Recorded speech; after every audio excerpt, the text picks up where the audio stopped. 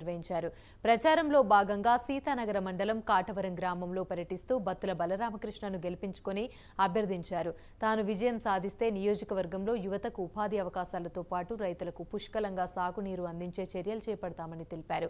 ఈ కార్యక్రమానికి TDP incharge బొడ్డు వెంకటరమణ చౌదరి, నాసేన కోసం నావంతు కమిటీ సభ్యురాలు బత్తుల వెంకటలక్ష్మి, యువజన నాయకులు తోట పవన్ కుమార్ ఎన్నికల ప్రచారంలో పాల్గొన్నారు.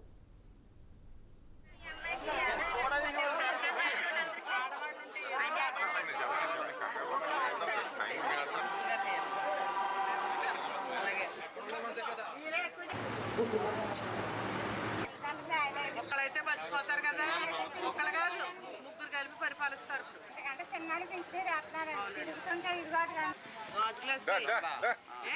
బాబాయ్ కూడా పెన్షన్ వస్తుంది.